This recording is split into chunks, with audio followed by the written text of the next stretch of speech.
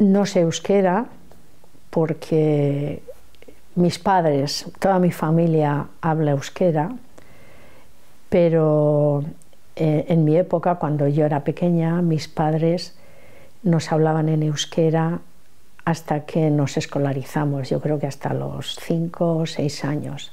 Pero una vez que nos escolarizábamos, el euskera entonces estaba prohibido y mis padres tenían pánico a las detenciones y a los problemas que podía traer el hablar el idioma. Entonces lo teníamos prohibido.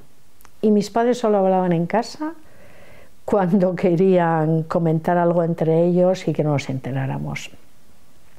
Entonces mi relación con el euskera hoy en día pues es muy curiosa en el sentido de que yo no lo hablo, estuve estudiando unos años, pero es que era imposible compaginarlo todo porque, bueno, quería escribir y para mí eso era muy importante.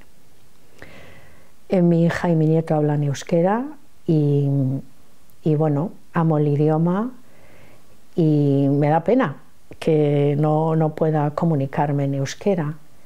Muchos de mis libros de literatura infantil y juvenil están traducidos al euskera, pero yo no he podido y he renunciado, o sea, ya no tengo,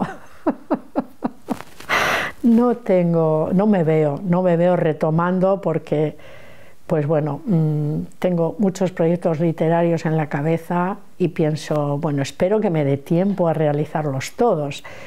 Entonces, bueno, esta es una relación especial, ¿no? Que tiene pues luces y sombras en ese sentido, quiero pero no puedo, y bueno, pero es una convivencia pacífica y amorosa la que tenemos el idioma y yo, sí.